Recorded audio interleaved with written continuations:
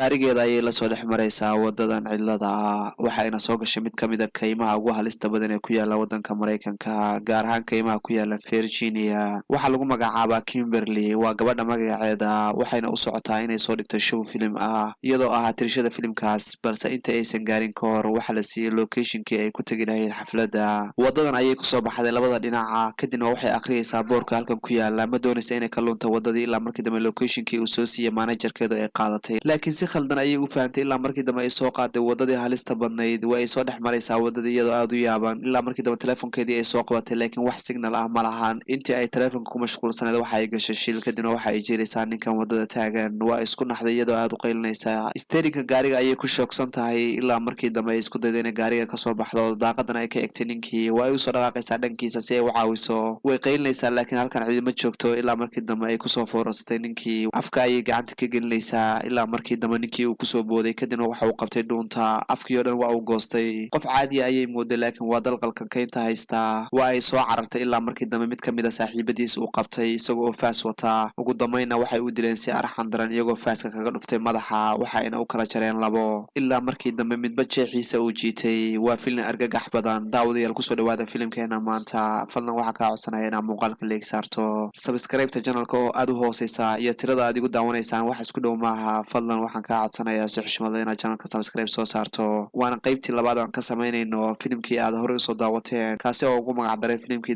dalqalatooyinka haddii aadan soo daawan qaybtii hore fadlan waxa uu yaalaa xagga hoose kasoo daawo youtube channelkeena waxauna ka koobnaan doonaa 6 xalqadood xalqadiisii labaad ayaa maanta duubaynaa halkan ayuu ka bilaabanaya filimkeena maanta gruubkani waxay rabaan inay show ku dhigtaan kayntan cidlada ah ninkan waxaa lagu magacaabaa Michael waana directorka filimka waa ay ku caajiseen si ay u sugayeen saaxiibtooda laakiin ma ogeyn atirishadoodii la dilay waxa ay ku khasban yihiin inay filimka hore usii wataan directorka filimkuna waxa uu ku khasban yahay inuu filimka hore usii wado kadibna waxa uu imanaya gabadhan Meera waxa uu ku leeyahay adiga ayaa noqon doona atirishada filimka ugu dambeyn waxay bilaabeen duubista filimkii iyadoo filimkani uu yahay filim challenge ah ninkan waxaa lagu magacaabaa Dale waa askari hore ciidanka Mareykanka oo retire noqday waxa uu ku mitalayaa actorka filimka challenge-ga ayaa bilaabanaya mid kasta oo kamid ah waxa uu wataa kaamiradiisa iyo mikrofoonkiisa waxa uuna galayaa kaynta Dale waxa uu sharaxayaa challenge-ga waxa uu ku leeyahay waa in qof kasta uu cunto kasoo hela kaynta guuleystuhuna waa qofka ugu horeeya ee kasoo hela kaynta cunto uu cuno challenge-gana waa inoo bilaamay dhammaantood waxaa laga xareynayaa telefoonadii ay wateen challenge-gana waa uu bilaamay Meera ayuu imaanaya waana saaxiibtiis waxa uu ku leeyahay filimka naga qurxi waxa ay ka koobnaan doonaan 3 group oo group kasta uu ka kooban yahay 2 qof directorku waxa uu ka maamuli doonaa filimka gaarigan inta uu socdo waxaana ugu xiran CC camera balse isagoo maqan ayaa la tusayaa CC camerada duubaysa in mid ka mid ah saaxiibadoodii la dilay waxaana laga jaray qoorta ma oga iyagu labadan gabdhood waxaa lagu magacaabaa Meera iyo Nina kaynta ayay soo galayaan waxayna arkayaan inay kaynta camerada ku xiran tahay Dale waa uu soo dhaqaaqay laakiin mootadii ayaa u istaarmi weyday ilaa uu markii dambe arkay mootadiisii oo falaaro lagu dhuftay aad ayuu la yaamayaa in mootadiisii ay ku dhaceen falaaro ilaa markii dambe uu arkay qof halkan sii ordaya Dale waa uu soo cararaya ilaa markii dambe uu geedkan kusoo dhuntay laakiin markiiba wuxuu arkayaa faaskan ordaya waxa uu arkay dilaagii isla markiiba mindi ayuu ku tuuraya kadibna waxay ka galaysaa dhabarka dalqalkii mindida ayuu iska saaraya ilaa markii dambe uu dhiigiisii leefay Dale waxay ku noqotay markiiba argagax isla markiiba waxa uu fiirinayaa ninkii laakiin Janice lama siin gadaal ayaa looga soo baxay ugu dambeynna gacanta ayay ku dhigeen Nina iyo Meera halkan ayay weli ordayaan waxayna arkayaan inay challenge-ga ku guuleysan rabaan isla markiiba meeshan webiga ayay yimaadeen waxayna arkayaan meeshan marada ku dhagan waxa ay ku khasban yihiin inay webiga isku tuuraan si ay marada u soo qaataan laakiin markiiba Nina ayaa soo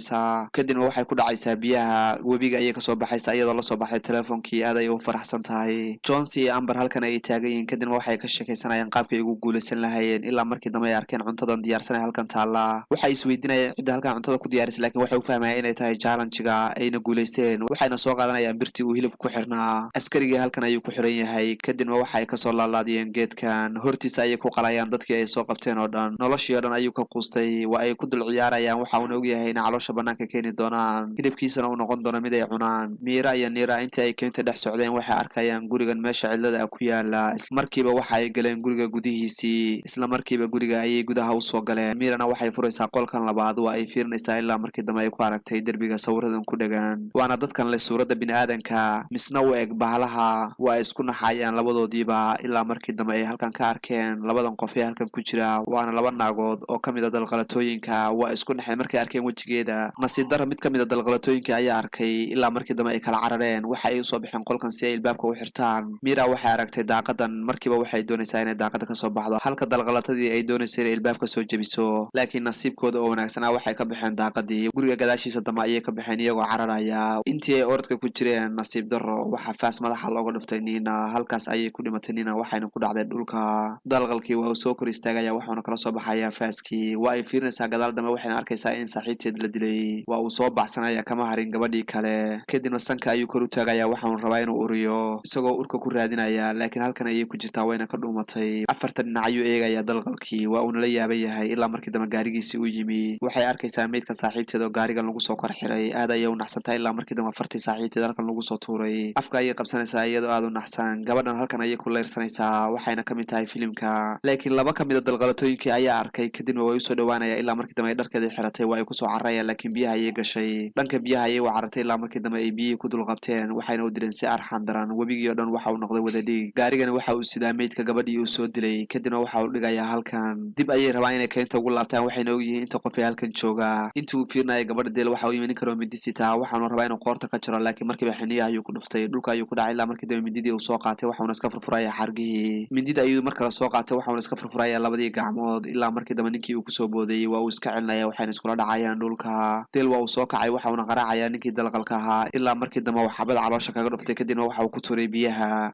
aad ayuu u xanaaqsan yahay waxauna ka xun yahay saaxiibtii ilaa uu kor yimi saaxiibtiisa oo meyd ah kadibna waxa uu gartay inay dhimatay isla markiiba qorigiisa ayuu diyaarsanayaa waxauna diyaar u yahay dagaal Michael waxa uu dib ugu soo laabanayaa gaarigii waa uu iska hurday mana oga in saaxiibadii haaf ka mid ay dhinteen isla markiiba waxa uu soo ag fadhiisanayaa CC kaamirada isagoo raba inuu kaamirooyinkoodii uu jeegarayo laakiin waxa uu arkayaa in kaamirooyinkii qayb ka mid ay dansan yihiin waxauna la yaaban yahay qaabkay wax u socdaan laakiin Michael saaxiibayaal ma oga in shirka gaariga ay saaran yihiin nimankii dalqalatooyinka ahaa ilaa markii dambe ay gaarigii oo dhan ay dhaqaajiyeen waa uu qaylinaya isagoo la yaaban cidda gaariga kaxaynaysa laakiin markiiba waxa uu soo galay mid ka mid a dalqalatooyinkii waxauna qabtay dhuunta waxauna isku dayayaa inuu iska difaaca laakiin tabartii waa ay ka dhamaatay ilaa markii dambe ay falaar caloosha ka geliyeen falaartii ay caloosha ka geliyeen waxa ay kasoo baxday gaariga si xun ayay u dileen ilaa dhiiggiisii oo dhan uu banaanka usoo baxay saddexdan halkan ayay fadhiyaan waxayna cunayaan hilibkii ay soo qaateen aad ayay ugu faraxsan yihiin waxayna la yaaban yihiin hilibkan aadka u macaanee meesha cidlada ay ka heleen calooshoodii ayay buuxsadeen waxayna si aad u cuneen hilibkii laakiin nina ordis ayaa kusoo duldhacaysa ilaa markii dambe ay wareysteen waxaana u sheegaysaa inay keynta ay joogaan bahalo saaxiibteedna la dilay dhammaantood waa ay yaaban yihiin waana fiirinaya laakiin way aamin laayeen waxayna ku leeyihin waa iska ciyaaraysaa way xanaaqaysaa waxay ku leedahay keynta waxaa ka jirta halis aad u badan hilibkii ay cunayeen ayay u tilmaamaysaa inuu yahay hilib bin aadan ilaa markii dambe ay ka arkeen hilibka dhexdiisa taatu ku yaala waana gabadhii atirishadaheed ee filimka awalkiisii ay dileen hilibkeedii oo halkan ku shishan ayay iska soo qaateen waa uu soo dhowaanayaa JC isagoo aad ula yaaban waxauna arkaya inay tahay taatuuga saaxiibtii waa ay ka cararayaan iyagoo aad u naxsan waxayna soo gelayaan keynta waxayna aamineen waxa ay sheegaysay Nina ilaa markii dambe ay arkeen labadan dalqalate ee halkan jawiga ku qaadanaya isla markiiba waa ay kala dhunteen laakiin nimankii dalqalatooyinka way arkeen waa ay dagaalamayaan waxayna rabaa inay iska celiyaan ilaa markii dambe JC gacanta ay ka dhaawaceen Jack waa uu dagaalamaya waxauna doonayaa inuu iska celiyo waa uu iska fujiyey ilaa dhammaantood ay soo carareen laakiin waxay waayeen saaxiibtood waa ay soo jeesanayaan waxay raadinayaan saaxiibtood waxay ku turaysaa qorigan laakiin markiiba waa uu qabtay Ninana waxa ay ku dhacday godkan aadka u weyn waa ay qaylinaysaa si saaxiibadeed ay u caawiyaan laakiin cid maqlaysa ma jirto labadii bahal waxa uu yimi gaarigoodii kadibna waa ay fuulayaan waxayna rabaa inay soo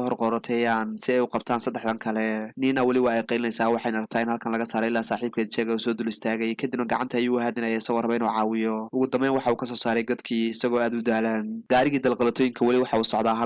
halka Jack iyo Nina weli ay dhex socdaan keyntii waxayna ka cararayaan gaarigii dalqalatooyinka waxa ay soo kor istaageen meeshan biyaha intii ay ordaayeen waxay ku qasban yihiin inay biyaha isku tuuraan maadaama uu cadawgu u soo dhawaaday isla markiiba Jack go'aan ayuu qaadanaya waxaana ku leeyahay waa inaan xaggan iska tuurnaa biyihii ayay isku tuureen halka naagtan dalqalatada ay aad u xanaaqsan tahay JC iyo Amber weli halkan ayay taagan yihiin dhaawac ayaa kasoo gaaray gacantiisii waa ay soo ordaayeen waxayna soo qaadayaan keynta ilaa markii dambe falaar lagu soo tuuray waxay arkeen inuu cadawgu ag taagan yahay laakiin waa ay ka cararayaan way ordayaan inta karaankooda ilaa markii dambe uu xarigan siriqda uu ku dhacay JC waxaa loo qaaday kor waxa uuna ku dhacay siriqdan isla markiiba Amber waxay doonaysaa inay caawiso saaxiibkeed ilaa markii dambe isku dayday inay xarigii furto intii ay xariga ku mashquulsanayd ayay ku dhacday siriqdan labaad ee halkan taala Amber waxay ku dhacday siriqdii labaad ee geedka hoos taalay ilaa markii dambe ay u tagtay saaxiibkeed iyadoo lugta ka xiran labadoodiiba waxaa loo dalacay xagga sare dalqalkan ordaya ayaa imaanaya isagoo aad u faraxsan waa uu ku bashaaraya waxa uuna rabaa inuu cuno hilibkooda isla markiiba dalqalkii weynaa ayaa imaanaya waxa uuna soo qaadanayaa falaar halka JC ay gacmaha haystaan iyo saaxiibkeed cunugiisa yar ayuu dhibaya waxa uuna ku leeyahay falaartan ku dhufoon nasiib daro hadaladoodii ugu dambeeyay iyagoo soranaya ayuu falaartii ka dhex saaraya labadoodiiba waxayna ka gashay indhaha labadoodiiba waxa uu isku dhaafiyey isha Nina iyo Jack halkan ayay soo socdaan iyagoo aad u naxsan kadibna waxay imaanayaan gurigan aadka weyn waa ay la yaaban yihiin cidda halkan degan iyagoo afartan dhinac fiirinaya ay gurigii gudaha u soo galayaan waxayna isku dayayaan inay halkan caawimaad ka helaan ma yaqaanin meesha u socdaan iyo meesha ay ka socdaan waxay soo galeen qolkan aadka u weyn Nina waxay heshay telefoon laakiin nasiib darro qad halkan kama shaqaynayo. Armaajadan ayay Nina isku dayeysaa inay furto ilaa markii dambe ay aragtay lafaha carruur badan oo halkan daadsan. Jack waa uu qiirooday halkan Nina isku dayday inay cararto laakiin waa uu soo qabanaya waxa uu ku leeyahay waa meesha keliya ku badbaadi karno. Ilaa markii dambe ay cod maqleen labadoodiiba waa ay soo carareen waxay yimaadeen meeshan oo ah meel baabuur aad u fara badan ay taalo. Nasiib darro gaarigoodii directorka ayaa halkan yaala isla markiiba waxay maqlayaan cod halkan kasoo baxaya waana gaariga dhexdiisa. Way usoo dhawaanayaan gaarigii waxayna isku dayayaan inay saaxiibkood badbaadiyaan. Jack waxa uu soo dhex galay gaarigii laakiin nasiib darro waxa uu kaamirada ka arkaya saaxiibkiisa ooyaya. Nasiib darro inta ay Nina banaanka taagneed ayaa la afduubtay waxaana qabsaday dalqalatooyinkii. saaxiibkeed Jack weli waxa uu ku jiraa gaariga gudihiisa isagoo aad u naxsan ilaa markii dambe uu soo hor istaagay ninkii dalqalka ahaa isla markiiba bir ayuu madaxa kaga dhuftay ilaa markii dambe uu gaarigii kasoo tuuray. waa uu suuxay halkan ayuu ku xirxirayaa sidoo kale Nina gacanta ayaa lagu hayaa halkan ayaa iyadiina xarga lagu xirxiray waa ayna jiiteen dhammaantood. waxa ay geysteen guryahoodii mid ka mid ah iyagoo ciqaab aad u daran marsiinaya. Jack ayuu dul imaanayaa ninkani ilaa markii dambe uu hilib calooshiisii kasoo goostay. halkan ayay ku jarjaraan hilibka dadka bini'aadanka ay soo qaataan gruubkan aadka u naxariista daran.